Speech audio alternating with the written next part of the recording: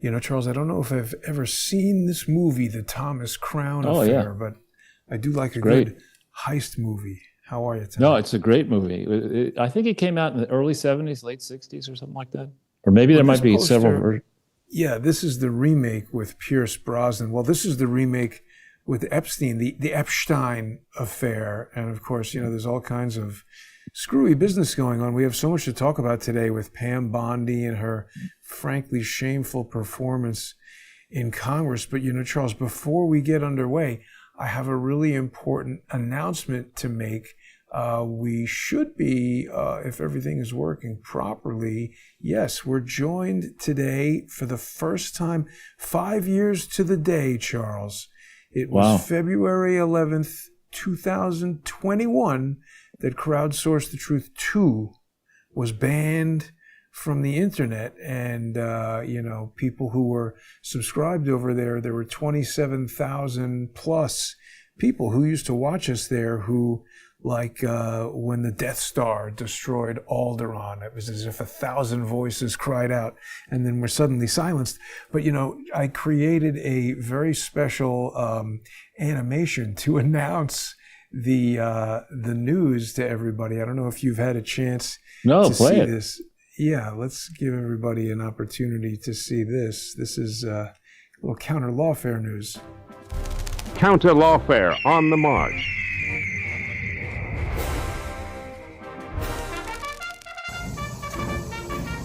February 2021, Crowdsource The Truth 2 is banned. Founder Jason Goodman's social media reach is instantly crushed. Thousands of videos, millions of views, totally obliterated. Coming on their motorized. Hapless YouTube viewers were forced to endure drivel and wrath. Hey, this one's got a cat playing a piano. What'll they think of next? Social engineering lawfare practitioners delighted in the notion that Goodman might never be seen or heard from again. But the tireless warriors of counter lawfare never rest. Doing battle in the court of YouTube and anywhere lawfare rears its ugly head.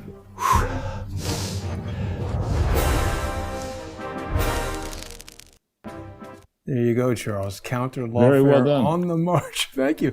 You know, 6 hours to do that. Something like that, even just a few years ago, would have taken literally weeks to put together. It's unbelievable. But how are you tonight, Charles? I'm doing very well. Thanks for asking. I hope you're well. I think what we ought to do first, if we can, is there's a tape of Ehud Barak and this nitwit, Jeffrey, dangerous, foolish, criminal nitwit, Jeffrey Epstein, that is out at various, the Department of Justice released it. Who knows if it's authentic? But there's been a lot of chatter about how this guy's a financial genius and, you know, a successful investor and this and that. This is a tape of him talking to the former prime minister of Israel. And it's just astounding. It's a 2-minute tape. He thought there was 2 cyber companies. Look out, and even though I know Peter, I've never met Peter Thiel, and everybody says he sort of jumps around and acts sort of strange, like he's on drugs. Smoking, yeah. He looks still under drugs.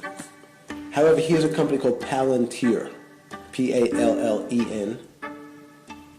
T-I-E-R. Palantir is Peter Thiel's company. And look out. Yeah. Palantir, P-A-L-A-N-T-I-E-R? Yes.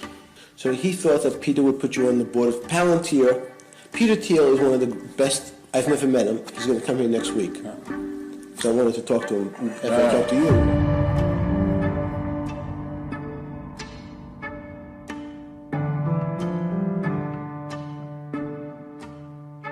I think it keeps going. Dramatic music.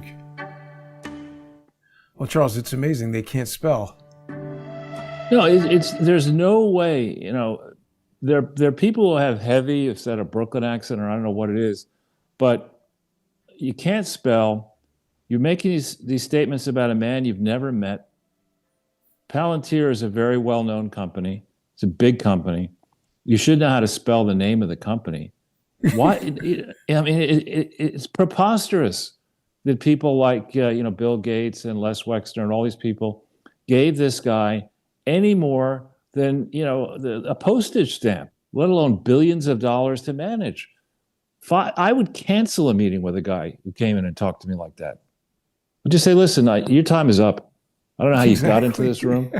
Get the fuck out of here. I mean, it's ridiculous.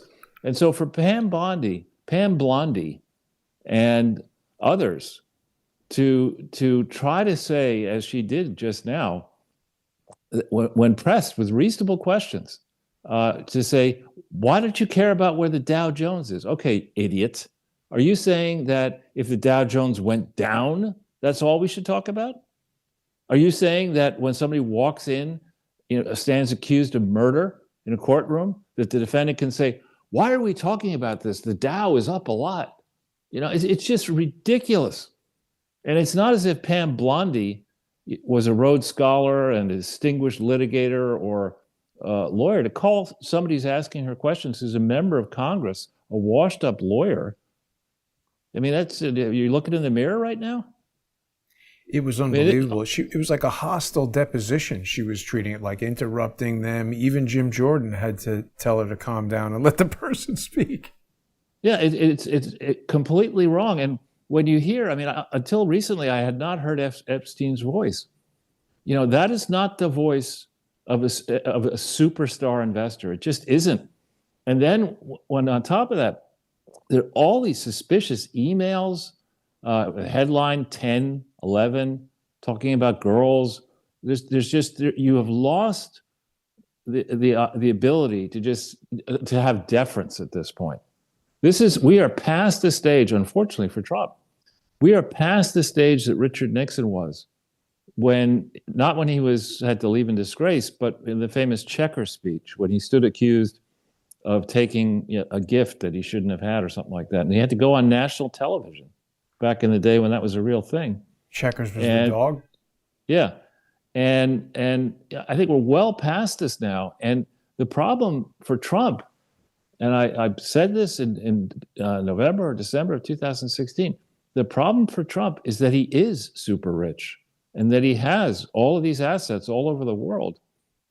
And he has children who are interested in business and are going to try to carry out business going forward. There cannot be a suspicion that he is milking the White House for his personal profit. And this type of behavior, the only reason you can explain this is that the bunch of people who look bad already somehow got to Susie Wiles, his chief of staff, who is a former lobbyist, who hired Pam Blondie to be a lobbyist after she was a washed-up politician. And somehow they got to these two ladies and said, we can't have, if the local prosecutors in Israel or elsewhere start going into this in the kind of depth they could, we are in deep trouble, and we don't want to be in deep trouble. This latest thing, there's an email chain that somebody has a story on, and I circulated it to you and others, Jason, involving a member of the Rothschild family who supposedly paid Epstein to get out of some kind of IRS problem below $100 million. This lady supposedly paid Epstein $25 million and paid Catherine Rumler, who I believe was after Bob Barr, what's his name? Robert Bauer. Bauer. Yeah, after Bauer left as White House counsel, she became the replacement, I think. And she was involved getting the fake, the electronic version of Barack Obama's, in theory, birth certificate. She was involved in that whole mess. She supposedly gets paid a fee in connection with this transaction of $10 million.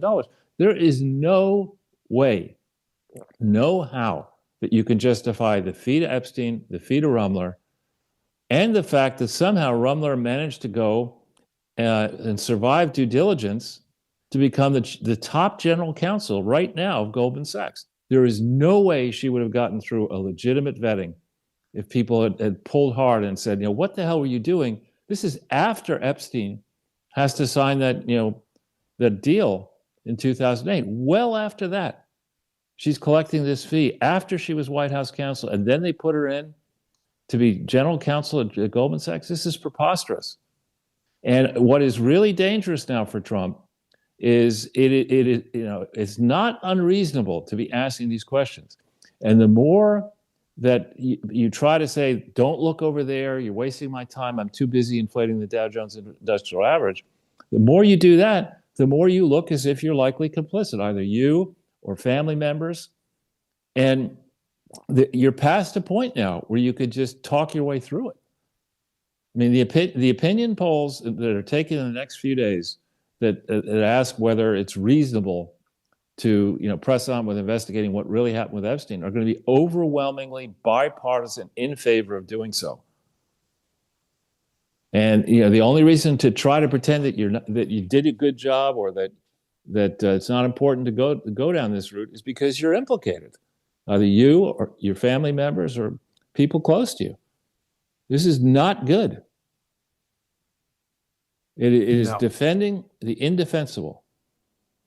What about Kash Patel's crash out hearing just yesterday? That wasn't good either. Yeah, I mean, these people are not. See, the problem with the swamp versus the state is that with a lawyer, most lawyers, are not that numerate. They don't understand investing. They do know how to live well. And if you go into government service, if the deal is you spend a certain amount of time and you're not making nothing as a government lawyer, if you're married and your wife is working or husband's working, you can have a nice living on a joint income in public service. And then though you go from not investigating what the big guys don't want you to investigate, and your payoff is a partnership in one of these big law firms like Williams and Connolly or Covington and Burling. There's a long list of them. And so, given that incentive is out there for you to personally benefit, and also given that if you take on the state, you're punished severely. The supposition is that in the minds of the general public that the whole system is rigged, and that you just better understand that, because if you complain too loudly, you become unalived or destroyed, debanked. This is not resonant. The pitch did not go well. No. And if I were Trump, I would fire her, Patel, and Blanche, and a whole bunch of these people, and I would bring in, I don't know who, but a team of real, experienced, above reproach people to try to get this back on track. People, very powerful people, are clearly implicated in this Epstein thing. It's not just Epstein. Epstein's ring is not the only one that was operating.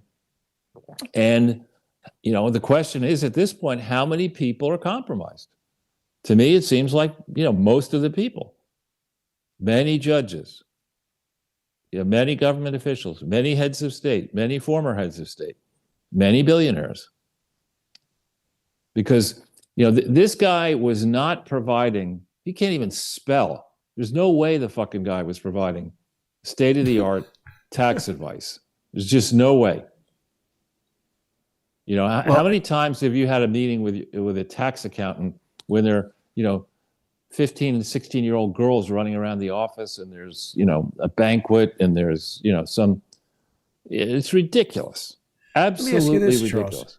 When you were in the world of, multi-million and billion-dollar deals, if somebody was telling you about this new company, Palantir, and he spelled it to you incorrectly when you went to look it up to see if you would invest in it, wouldn't that alone be like, this guy's an idiot? How could... Well, again, it's a public company. Maybe it wasn't public at the time of that conversation, but now it's a public company. I don't need somebody who can't spell or string a sentence together to pretend that he can introduce me to somebody he's never met. Right. Because what he's actually doing is he's going to the Prime Minister of Israel and saying, I can get you to Peter Thiel, and going to Peter Thiel and saying, I can get you to the Prime Minister. And the notion that this moron would be able to recommend to Peter Thiel, somebody he's never met, that Ehud Barak should go on Palantir's board of directors. Why don't you ask your doorman? Why don't you ask the guy selling a Knish in Coney Island what stocks do? It's ridiculous. And the fact that people would be at this stage trying to pretend that what they were doing was legitimate is preposterous. I mean, Yeah. Catherine Rumler needs to be dragged by the scruff of her neck before Congress. She should be fired at Goldman Sachs, first of all, but she then needs to be dragged into Congress to explain what was the basis for your collecting $10 million in a transaction where somebody had to pay a $45 million fine. It's ridiculous. Absolutely ridiculous. Another thing that came up in the hearing is they were asking Ted Lieu, actually. This was a really bad hearing because there were things said by people like Ted Lieu and Jamie Raskin that I agreed with. I was like, Pam Bondi, no, it was just not good. Not good. They asked why she hadn't, they brought up that thing about the torture video. They brought up Prince Andrew. And they said, how could you look at this and say that there was no evidence to prosecute anyone? And she went to, oh, you just want to talk about this because you don't want to talk about crime in that's ridiculous. New Jersey like or whatever. And it was like, yeah, she was being like a Democrat trying to deflect with negative comments about another topic. It was very not good. Preposterous. I mean, when did Pam Bondi become Jasmine Crockett? That's the kind of bullshit that she would pull. Exactly. You know, I'm surprised she didn't say, you're just asking me all these questions because I'm black. You know, it's There's an AI meme in there somewhere, Charles. I know. No, this went really badly. This is like, you know, you go to sleep shit-faced, having been at a party, not exactly sure how you came home, and you know, you wake up and you're not in your house. And you try to find somebody and say, did I do anything wrong last night? I mean, that was a disaster, what I saw of it. An unmitigated disaster. And now Trump is on the hot seat right now. Yeah, and she raised something about anti-Semitism with a Jewish House member who flipped out. Her grandfather was a Holocaust victim, and she was like, how dare you? And it was like, Jim Jordan, I mean, you know, trying to separate two girls fighting, it's like, oh boy, fur flies. Yeah. Not good.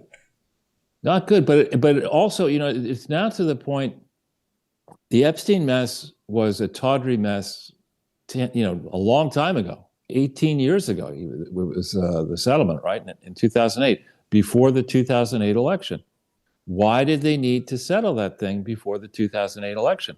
Was it because Epstein was so centrally involved in, flying around Africa with Bill Clinton, and Ira Magaziner, pretending that what Bill Clinton and Ira Magaziner were actually doing was charitable work, when it certainly was not. It was never authorized. It was explicitly not. There's on-point tax court decisions that categorically state that a buying consortium for drugs is organizing a buying consortium for drugs where members get a discount on the purchase price of drugs is explicitly not charitable activity, because the drug maker is making a profit on the sale of those drugs. And, you know, Magaziner is such an arrogant moron that he and Bill fell all over themselves with this construct that they would go to, you know, branded makers of antiretroviral drugs. Those are drugs that arrest the progression of HIV into AIDS. That the branded versions of those were very expensive, and mainly Indian drug makers, some Chinese, could produce generic copies of these branded drugs, which could be sold at a profit at a much lower price. But the branded drug companies make sure that their drugs are distributed properly. You know, there's a real risk with these as well. If you don't hold these drugs properly, store them properly, and if the drugs themselves are not even real, then you could be doing enormous damage. So what Clinton and Magaziner did from mid-2002, early 2002, till June, or whenever that settlement was with Epstein, should have been investigated. Indeed, the FDA was investigating in this time frame Ranbaxy, which was one of the major suppliers, as it turns out, of adulterated HIV drugs through the Clinton Foundation HIV/AIDS initiative, which didn't legally exist, and likely also through PEPFAR, which was, you know, George W. Bush's brainchild. So, I mean, this is a tremendous mess here that will get sorted out in time, and perhaps decades from now, but it will get sorted out. And Trump is being maneuvered into the position of being an accomplice in the cover-up, and that is not where he needs to be. Charles, in the same theme of people who maybe we don't normally agree with saying stuff that we might agree with, Politico is saying that House Democrats think Pam Bondi just helped them in the midterms. And frankly, I think they're right. It was a disaster from her. She's incompetent. She's incompetent. And who could have respect for this person? Yeah. And certainly, remember that the criminal element doesn't give a shit about the law, right? They regard the legal system as the cost of doing business. Criminals around the world who want to make hay inside the U.S. looked at this and said, Jesus Christ, let's pack our bags and get inside these blue cities and states. We got some fraud to do here. Because this person, I mean, for the Department of Justice to conclude that there's nothing to see here makes me wonder how many underage girls are running around the Department of Justice. And boys. And harkens back to, remember, there's that Boys Town scandal that allegations were made and then recanted under pressure, that interns were basically being trafficked, or young kids were being trafficked out of these orphanages, or whatever you call them, into Washington, D.C., into the Oval Office. That, those allegations were made when George H.W. Bush was president. And then the scandal simmered down and died, and so people who'd made allegations recanted them. But George H.W. Bush didn't win re-election. That was the bombshell that didn't explode, according to the Washington Post. But also something else that they brought up in the terrible Pam Bondi hearing, they were like, hey, by the way, why did you completely disband the cryptocurrency investigation department? And she was like, oh, I got to go to the bathroom. Because they were talking about how Trump is, I mean, it looked super bad. She did not have good answers prepared for what should have been obvious questions. It was really, unimpressive she failed today. I mean, we missed a golden opportunity, which maybe we can rectify for the paid version. We should be, while we talk, we should have in the background the Michael Jackson song Bad. I mean, she's really, really bad. She is really bad, and not bad meaning good. Charles, there's this new AI video model called C-Dance that's creating super realistic videos, and people are making like Michael Jackson do kung fu fights with Jackie Chan and stuff like that. Yeah. Yep. And so there was this article that came out, I think, today.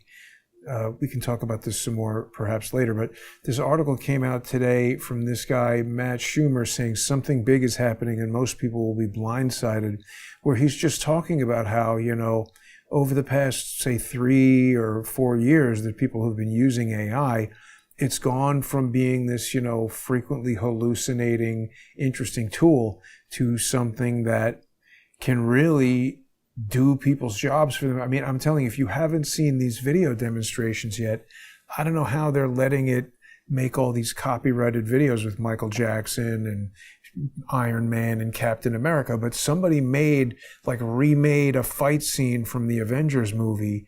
And I mean, those movies cost like $200 million to make. Now you can just talk to this Chinese app, and for 80 cents a minute or something, you make visual effects that basically look just as good. But we're going to continue this conversation, Charles. I want to welcome back all of our viewers on Crowdsource the Truth 2, where that channel has been in exile for 5 years, and it's like the Monte Cristo, the Count of Monte Cristo of YouTube channels, Charles. It was up in that tower writing letters to YouTube, but it's finally back. So welcome back, everybody. Join us on crowdsourcethetruth.substack.com or subscribestar.com or patreon.com/crowdsourcethetruth. People can also follow me on X at JG_CSTT and subscribe there for the sponsored